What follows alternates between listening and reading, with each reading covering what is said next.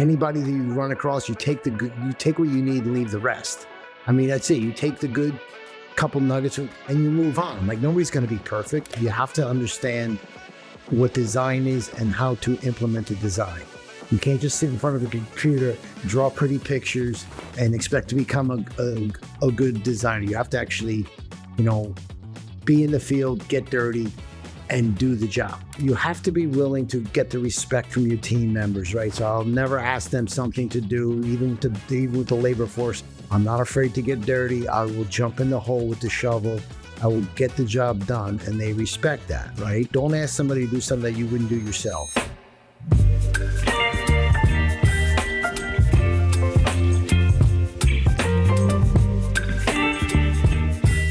Welcome back to Mic'd Up. I'm your host, Mike DiCioccio, and today we're diving into the world of landscape design with a visionary leader who has close to 40 years of experience, and he is the master of transforming outdoor spaces into personalized sanctuaries. His unique approach combines engineering, plant science, and innovation, and he crafts environments that are both stunning and meaningful. He's been celebrated with the prestigious Inc. 5000 award twice, and he's also trusted by multi-million-dollar homeowners because his creative touch always leaves an unforgettable impression. He's also appeared on Bravo's Backyard Envy, Good Morning La La Land, and Grant Cardone's, one of my favorite, Power Players. Guys, check that out on YouTube.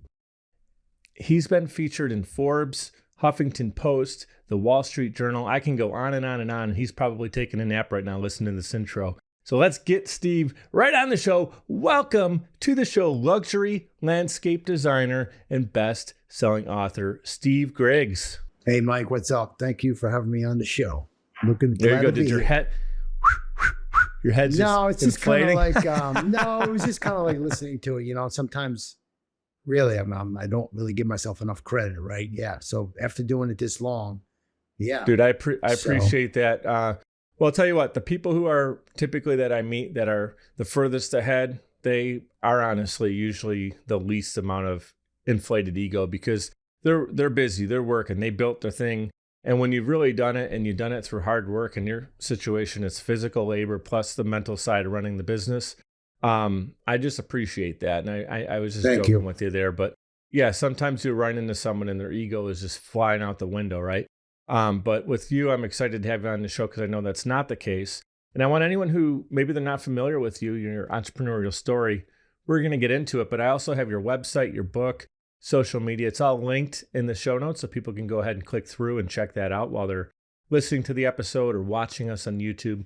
Thank you guys for being with us today. And we're going to get right into it. So, Steve, a wise man once said to me that not all landscape designers are created equal, right? So what truly, I want to pick your brain. What truly do you feel has set you apart to become New York's premier landscape designer? Which are my words. I know those are not your words, but those are my words. No, there's a difference between, when you go to college and you learn how to design. I mean, I have an intern right behind me doing his plan, right? And he's here for the summer. And yesterday we were out digging holes, right? And planting trees. So I think you have to understand what design is and how to implement the design. You can't just sit in front of a computer, draw pretty pictures, and expect to become a good designer. You have to actually, be in the field, get dirty, and do the job. That's the secret. Yeah, you actually have to physically do it. And that's actually leading me to my next question is how do you balance that? So you obviously need to be in the field. You're working with your team, and I'd love you to elaborate on what your team, whether it's contractors or people who only work for your design company. And so you're in the field, you're doing the work, but how do you also make sure you're bringing in new clients and you're focused on new business and doing the phone calls and the outreach? That's a good question. I do have a good team behind me. So, before I was here, I actually was in the field, got home, took a shower, and came on to here. You have to trust your people who work with you, but you have to also rule with an iron fist, right? You have to set expectations very high because the type of clients we deal with expect nothing but the best. Yeah, they expect Steve's highest level of what you can deliver is what they expect, whether you are doing it or if you hired me, if I'm the one doing that project for you, it's done like Steve did it every single time. Yeah, they don't right? want to be bothered. They're Yeah. busy people. Right. They don't want excuses. They don't want to hear your stories. They just want you to get in, get out, treat them fairly, and do a great job. So that's a high level of pressure to have on yourself. I mean, you're working with great clients, high paying clients. They have an expectation. And whether it was or not, I can tell just from talking to you for a few minutes here, checking out your book and things like that, that you would do it anyway. Like you do it at a high level, whether they paid you, you know, a little bit or not. Like the mentality is you're going to over deliver. But when you have someone who is a higher clientele like that, do you feel that little bit of added pressure? And is that something over time that you maybe had to deal with when you were younger? Now you've been in this for close to 40 years, but is that something that kind of weighed on you at times? No, you treat everybody the same, right? You treat everybody the same, whether it's, is it a little intimidating? Yeah, at first, but sometimes when you get to that higher level, you're not really dealing with them, the personalities as much. Most of these people have handlers, NDA disclosures you got to sign. You're dealing with their people, right? Because they're the artist, the celebrity or whatever. They're busy people too. They're not even home. Yeah. They're not even home. Well, that's cool. That's great. The other thing I've realized in business too is if you're working on a smaller project and it's maybe not paying you as much, but you agree to do it, you're going to do a great job no matter what. It becomes more headaches, problematic, and then you're thinking to yourself, man, I'm dealing with all of this pulling my hair out trying to make this person happy. They never seem like they're going to be happy. You're doing a great job, but they're just not, you know, they're not appreciating it. And you're getting paid less. It's like, okay, not always, you know, does a higher paying client mean it's going to be more headaches. Sometimes they're the easiest person. Like some of my bigger clients are great. They're friends of mine. They're easy to work with. And some of the smaller ones I've had in the past, just get my business going, have had some of those hiccups. Do you kind of feel like that's been the case for you too? Both. Yeah. Smaller jobs are easy. The bigger jobs are, you never try to. It's a mixed bag. Mixed bag. Not you everything. You try to watch out for those red flags before you get a client. Some of the smaller jobs are higher margins. Some of the bigger jobs, it sounds glorified and all, but the margins are, and the bigger is not always better. Your expenses end up going through the roof. It's not always. It's not always what it's like to be. Right? Everybody says, "Oh, the bigger jobs are always better," but they're not. You've been in this a long time, as we talked about, and so things have changed over time, but a lot of the core values of running a business have been the same. What's your theory on making sure you stand out in a competitive industry? Because what you do is competitive. You're in a great area outside New York City. How do you stand out? If you were to do this again today and start your company, like, what are you doing? Good question, Mike. You're very on top of this interview thing. I love what I do, man. This is my favorite part of my day, is talking to people like you. It's just, I had a podcast. I just keep it old school. Like, I'm an old school guy. I'm 65, been doing this 40 years. It's really boils down to say what you're going to do, when you say you're going to do it, and honor your word. And that's how I built it for 40 years. Like, I've done second homes, third homes, their kids' homes. Like, it just becomes a referral, you know, and bad news travels fast. You mess up on a couple of jobs, you don't do the right thing, your word is done. What I hear there is consistency, right? Showing up, being the best you can consistently. And then you do a good job for them. They refer you, or they're the same, you know, the return client again. Yes. And then you deliver it that same way over and over and over again. And they know, hey, we work with Steve. It's getting done. It's going to be great. And they look forward to having you work with them. So if anyone's listening to this right now, you're a younger entrepreneur. Yeah, everything's digital. You might be doing a million reach outs or email connections or doing a Instagram ad or TikTok video. It's the same thing. Show up consistently every day, provide high value, right? And whether you're dealing with someone who maybe they're not as high paying or they're going to pay you properly, whatever that looks like, you're still showing up, you're being great, you're an expert in what you do. And over time, that compounds and pays off, right? Yes, but don't believe the hype on the Instagram ads and the email ads. Like, you still have to execute the project. Oh, yeah. You still have to deliver. Like, when someone works with you, you can't just be a good ad. You have to be the company behind it. Yeah, that's what I mean. But it's that consistency factor of continuing to do it. If you do, you know, one masterpiece in your lifetime and then you retire, it's like, okay, well, that's not really a business. You have a great passion that you did something, but in business, you got to consistently show up. Thousands of jobs I've done, thousands. thousands.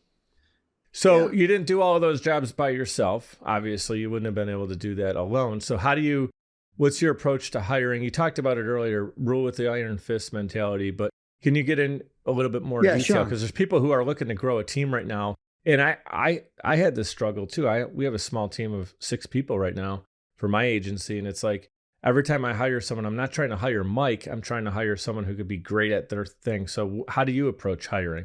So when I mean rule with an iron fist, I mean, you have to be willing to get the respect from your team members, right? So I'll never ask them something to do, even with the labor force. I'm not afraid to get dirty. I will jump in the hole with the shovel. I will get the job done, and they respect that, right? Mm-hmm. So you have to be able to, don't ask somebody to do something that you wouldn't do yourself, right? Mm-hmm. When I mean rule with an iron fist, I just don't tolerate, excuses, right? All the other stuff that comes with that, right? Again, old school. Yeah, I agree. Italian. I'm half Italian, Mike. I grew up in that. This is what we do. Like you grew up in the Bronx. I'm a huge fan of the Bronx Bombers. You see Jeter's baseball here and his action figure. I grew up. My dad actually was a huge Yankee fan growing up when he was born in 51. So the 1961 Yanks. He was 10 years old, experiencing all that.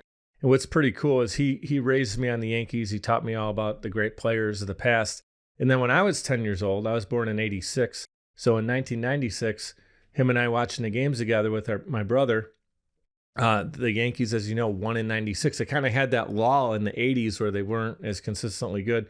And then in the 90s, they had the amazing teams, won 4 championships in that short window of time. I got to experience that with my dad the same way when he was my age at the time, experienced it as a kid. A very cool thing. So the Yankees in New York has a special place in my heart. He took us to a Yankees game when I was an 8-year-old kid. We went to Old Timers Day and we saw Mickey Mantle, and he trotted out of the dugout. He had bad knees at the time, and my dad actually had a tear in his eye. And at that point in my being 8 years old, I never saw my dad be emotional like that in my life. So it was a really cool moment I have. Cool. Yeah. So, and the Yankees are exciting right now. I mean, watching Judge play, he's one of the, you can't argue that he's not one of the best players to ever do it. He's doing stuff this year, his batting average, his home run, percentages, how often he's performing at a high level. He's having a great season. I mean, it's like very similar to watching prime Babe Ruth right now. I know that's hard for people to say or imagine, but you look at the numbers, he's freaking doing it. It's incredible. Keep him healthy. Yeah, keep him healthy. That's right. What would you say is one mistake that you've made in business, looking back, and it's just been a valuable lesson, a learning experience? That's all it is. If we make a mistake, something goes wrong, let's learn from it and make sure it doesn't happen again. Anything come to mind? Mike, hundreds. Yeah, right. I mean, every day is trying to, you're trying to minimize your risk. So when you do contracting, you're trying to minimize your risk. That's all I do. I'm in the risk management business, right? If I price a job out and something goes wrong, we get a week of rain, something falls down. Like there's always variables, weather and snow. But if I had to look back and do it again, I would have learned more to learn how to delegate earlier. Okay. Right. So in the beginning, it was me, myself, and I'll freaking do it. I'll handle it. And then eventually it's like, well, now I can only do one thing at a time. So, how many people do you have on your team now? I don't know, 30, 40, whatever. Okay, cool. But we basically, I used to run it where I used to have all the laborers in-house, right? Everybody in-house. So, but now, since over the last 15 years or so, 20 years, we actually came up with a different model, which seems to be better, more profitable, where we become the guy, meaning that the client has one point contact, which is me or my team, project manager, designer, and then we're able to bring in high-end stonemasons, landscapers, sound people, lighting, and then we actually orchestrate the whole project. So the client's not dealing with the pool guy, the landscaper, the sound. They can't handle it. It's not what they do. Yeah, they deal with Steve. Steve's the guy they know is going to deliver. And you put the band together. I put the band together. That's a great thing because everybody has their thing. You got the rock guy, you got the lighting guy, and they're all experts, right? And if you try to be the expert in all 10 different categories to do great landscaping, you're going to be pretty good in all of them, but you're not going to be great. Like you were off camera talking about Led Zeppelin, the albums Led Zeppelin one's on the wall above me over here. You're not going to ask Jimmy Page to play the drums. You're going to ask John Bonham to play the drums. So have your lighting guy do the lighting. And so you're making sure that when they work with you, it's that high level of the way Steve works. And everyone on your team now that you trust is going to do it at that same level. So you're just expanding what you can do at a high level. I think that's a great lesson for young entrepreneurs to realize is you can go at it alone and try to collect 100% of that profit, but you'll get a lot further ahead if you connect with the right people and build something amazing together. Absolutely. Like you hear that over and over. So you pretend like I'm the championship team, right? You have the one coach and you recruit great players. That's basically it's the same thing. It's a sport, right? You're basically recruiting the best talent to produce a championship team.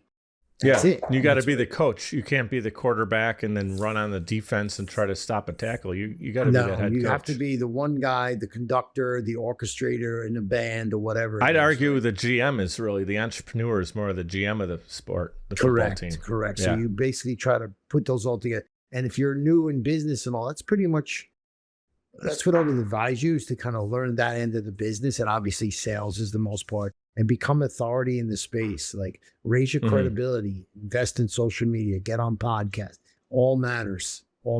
People don't buy from the most talented. They go from the most known, right? So how do you get to be the most known? You just keep continuously doing great work.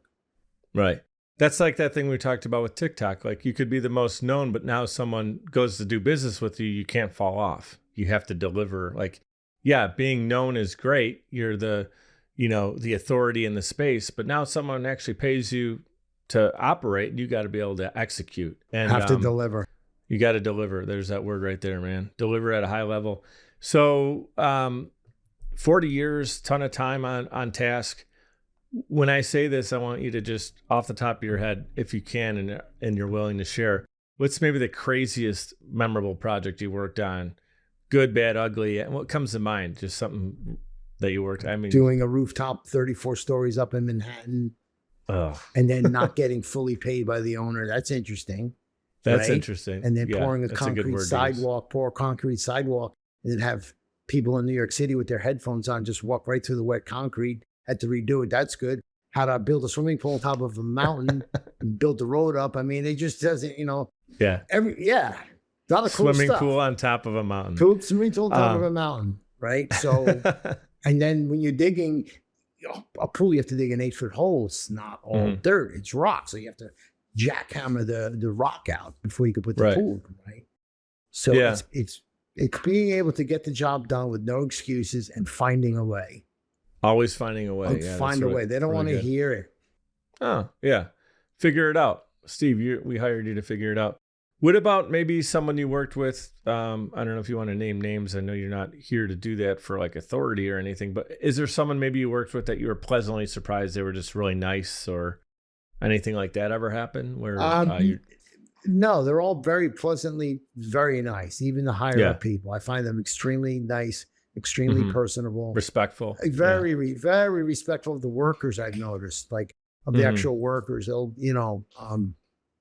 that's good. Yeah, very, very interesting. I wonder if that's changed over time because now it's like, 20 years ago, if someone was rude to a worker on their front lawn, no one knew about it. But now someone says something out of line, that's going to be viral on social media.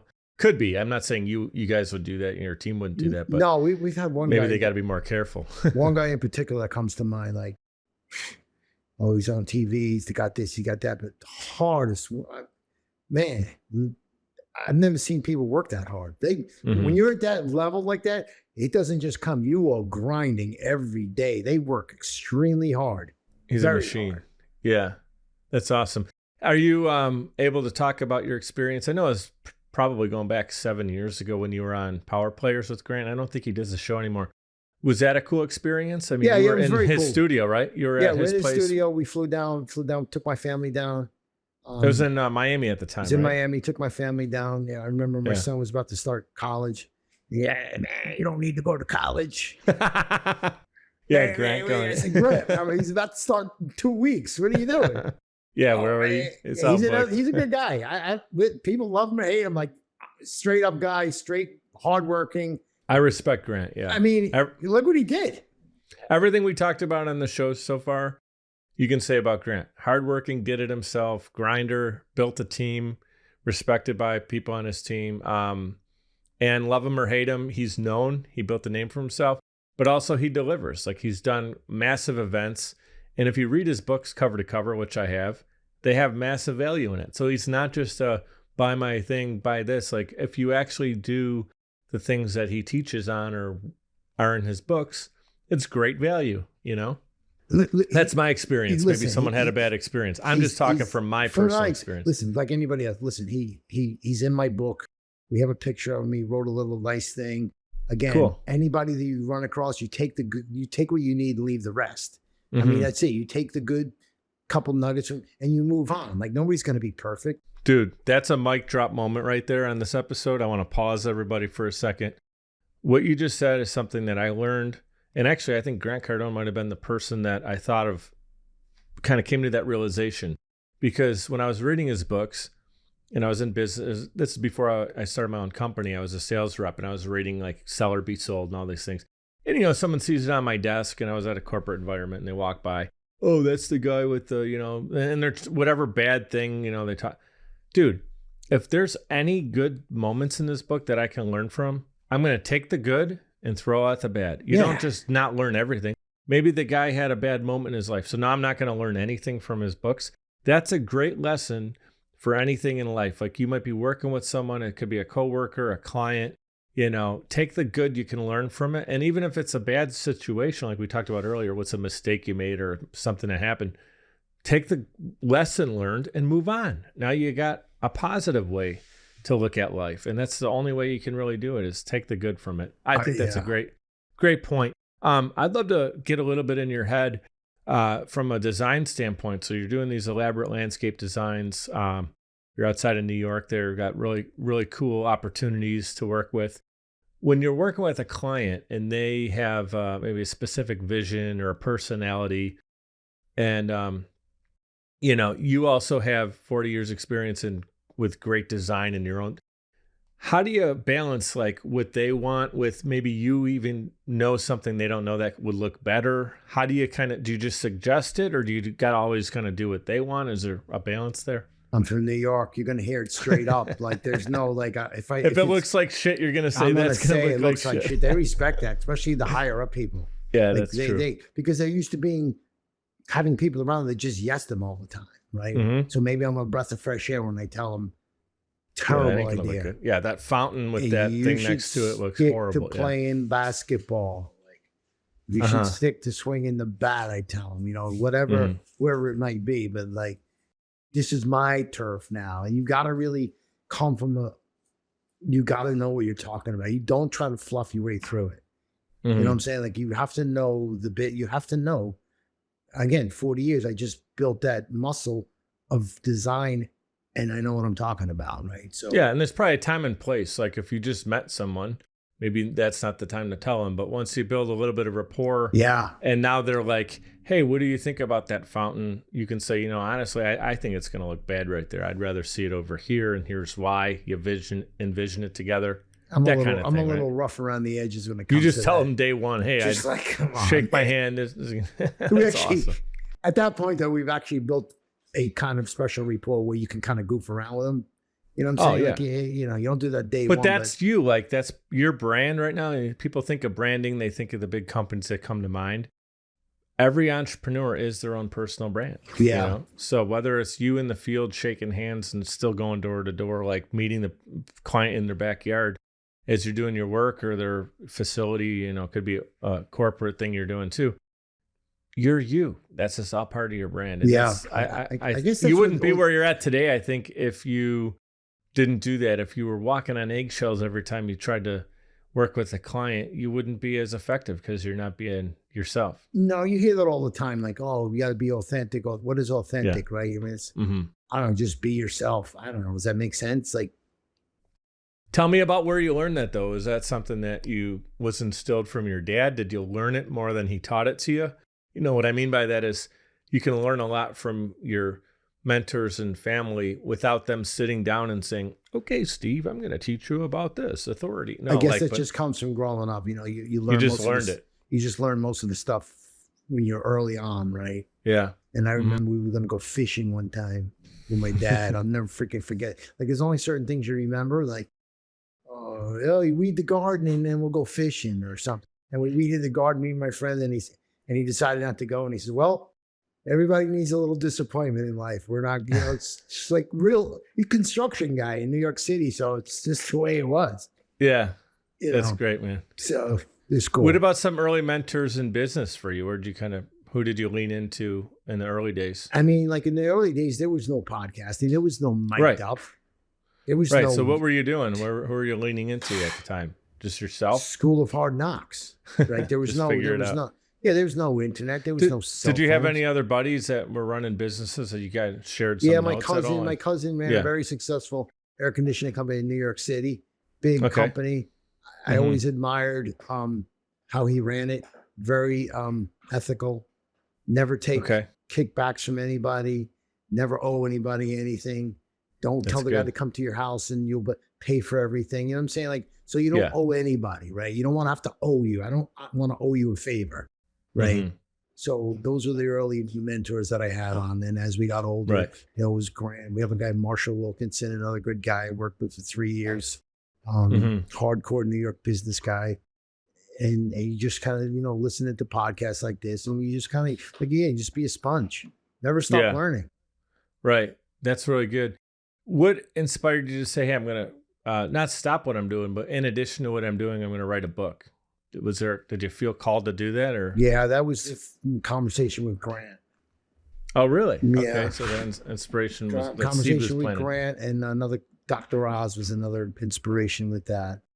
Okay. He said, Steve, you got to get known. You got to publish. You got to get known. That's really how that's pretty much, Tell me about the process, though. I'm linking it here. It's in the show notes so people can check out your book. I know it's a bestseller, so you're doing well with it. David Breyer was the guy who kind of published and put it all together with Hugo Publishing out of, I think they're out of Kansas. Yeah, I saw that. So basically, the book is called Straight Dirt. Yeah, which Straight I love. Dirt. So, David Breyer came up with that. He's a branding expert. He's also connected with Grant and them. And he basically said, how else would you say it? Because you say it just so New York. Tell it like it is. You're telling it like it is, Straight Dirt. So that's what the title was. And it's basically a coffee table book. It's got nice pictures in it. And it's it wrote it because if you're going to go head to head with another landscape designer, right? Your price is the same. Everything's the same.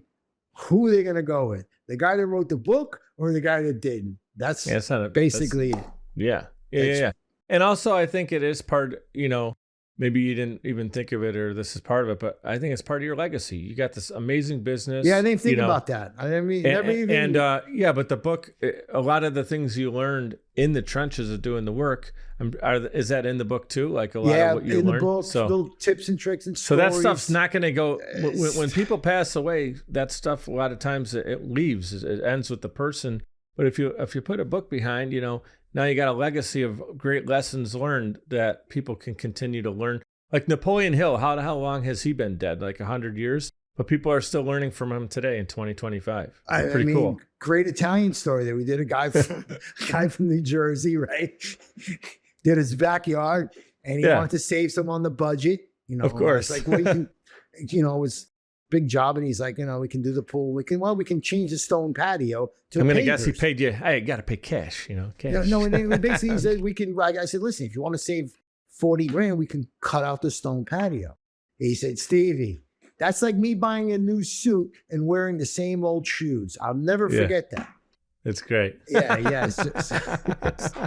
That's true. But hey, you got to pay for the shoes then, tell them, You got to pay for the shoes. That's it. And shine them. Shine them up. Dude, that's awesome, man. So Straight Dirt, it's on Amazon. It's available pretty much anywhere you can get books, I would assume, right? Yeah. It's online. It's, again, you don't write the book to sell books. I didn't write the book to sell any books. Right.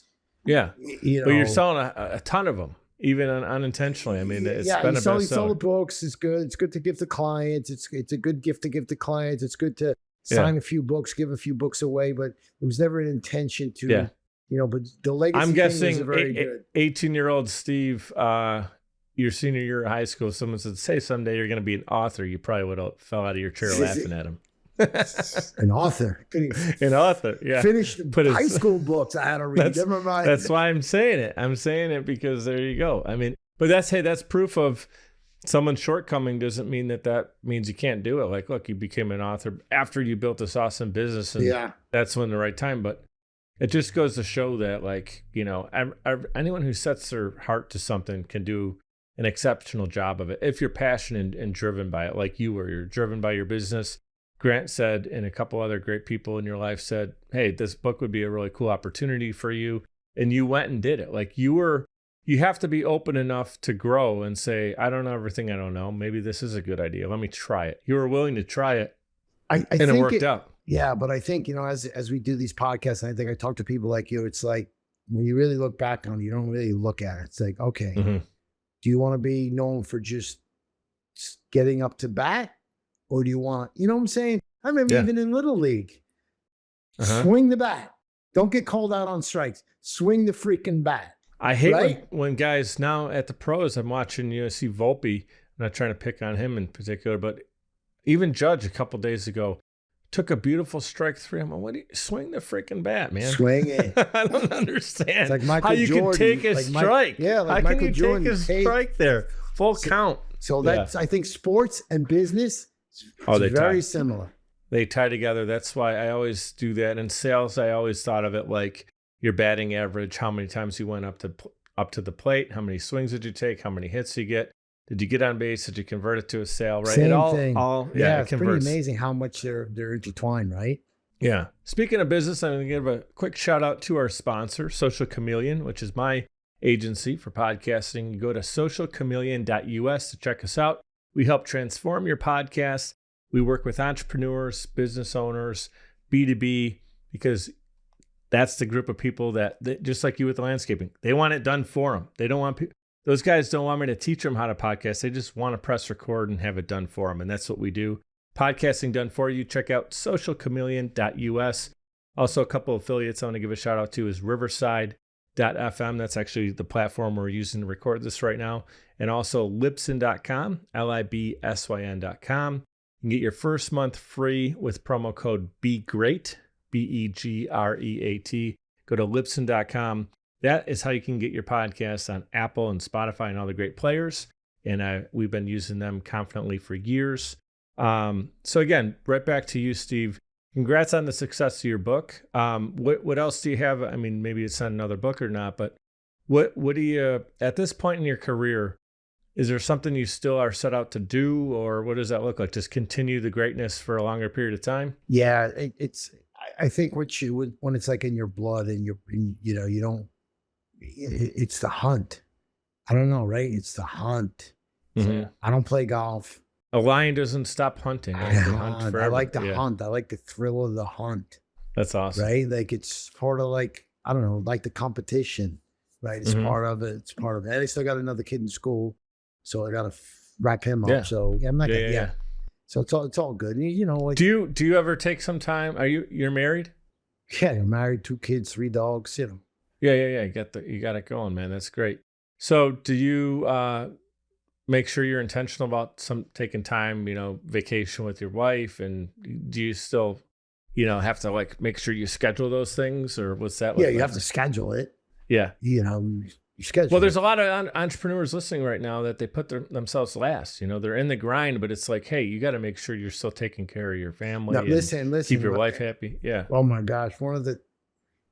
If you gotta, one thing I could say, as the kids were growing up, always made it to the games, always made time to coach. Don't miss that opportunity. Like I've seen a lot of people too, and as they get older, oh shit, I would have spent more time with the kids. They never saw their father. I don't think that's success. I'm sorry. Right. Yeah. It's like, okay, what did you do it for? Right. So we got a few minutes left. So I'm going to ask another question or two, and the floor is yours. So yeah, like we were just talking about there, you have a great business, you work hard, you do the thing, you're passionate, you love to hunt. But at the end of the day, when you come home, if you're out in the field like you are, you come home, what are you coming home to, right? What are you actually proud of, or what does it all look like? So for you, you did do that the right way. And maybe it wasn't intentional. Can you walk through maybe some of the things that you can look back and say, even if I wasn't intentional about it, this is why my marriage has lasted this long, or I have a good relationship with my boys because I've done some of these things. You said you were at their games, but married anything 28 else? years. Yeah, coached the soccer, coached the baseball. Yeah. I mean, go to the games, just be Part there. of being a business owner allowed you to do that, though, because if you were like, so there was time. Yeah, there's times when I work Saturdays and Sundays. So I work all the time to make so I can be at that 2 o'clock Thursday soccer game or whatever it is, right? It just gives you the flexibility to kind of move your schedule around, but get the work done. And I have a great partner, my wife. I mean, come on. Everybody says there's always a good person, better person behind the man, whatever that quote is. Yeah, absolutely. Yeah. Every great man always is a strong woman. Yeah. No matter what happened, 2008 recession tanked, right? We possessed the cars, took the baby seats out, always had my back. But then she always knew that I'd always get it done. Always get it done. Okay, so I didn't know about that part of your story. So at that point, you were already in business 2008. So, that's nearly 20 years ago. So that's halfway through. So you were already 15, 20 years in the business and the recession hit. So things went sideways for you. She stayed with you and fought through those tough times. And then what did that look like for business? You just had to build it up one client at a time? Like, I mean, the aftermath of it and then getting back to where you are now. It comes full circle, right? So by doing the right job on all those years for all those people, they build trust for you. You have their trust, right? So you built up a nice contact. You didn't do a job and leave them. You always kept in contact. You always did what you say you're going to do. And you were able to go back to that Rolodex and generate some sort of business. It wasn't $500,000 swimming pool. It wasn't what it would have been regularly, but trimming bushes, piles, whatever it was to keep the doors open, right? Yeah, then things got better, and now they can afford the $500,000 but the key is always treat your clients, old clients, and you never know, right? Don't burn any bridges. Good lessons for like new people starting out in business. Like, did you have a similar thing happen with lonely? It's very lonely. Yeah, very lonely. Yeah.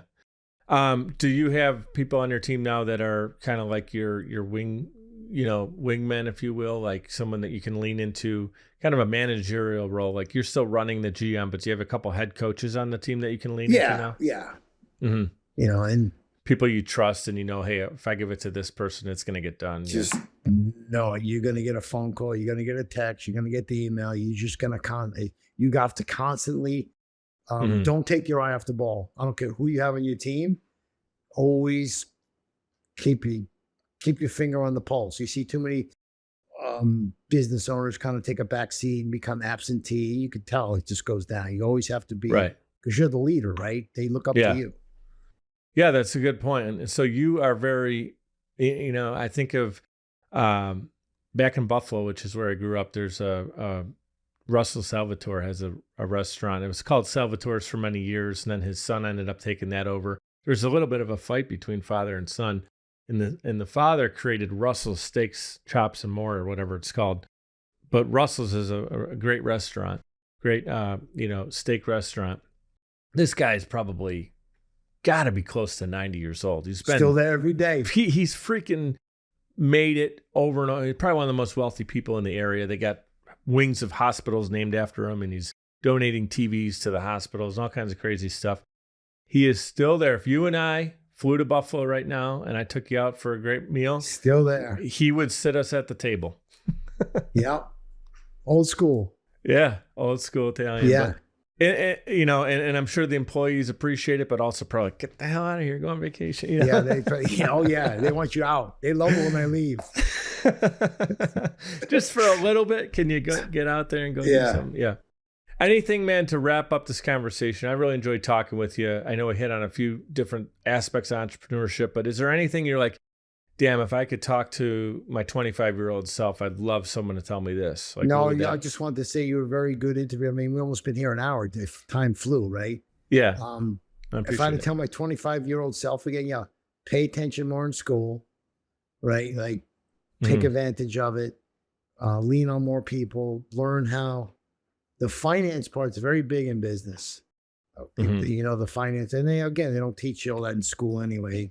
You have to kind of learn it on yourself. Yeah. But just you got to learn that early on, but you also got to get yourself a good accountant that manages your yeah, books that's and all what you that also too. got to watch the accountant, right? You have to always watch everybody, right? And then just really like, I see a lot of business owners, they don't really treat their workers right. Like always treat them, you know, how can you help them do better in their own life, right? So, you know what I'm saying? Like it's not about you. Help them do better and everybody wins, right? Treat them like a person, not an yeah, employee. like how can I help you get ahead? Because you're in this, everybody's trying to get ahead. How can I help you get ahead? You get ahead, it's a win-win.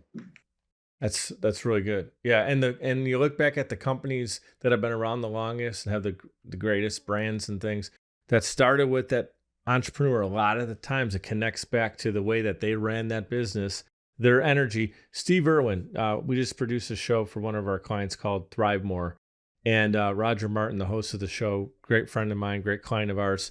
He was on he did a solo episode where he was talking about travel.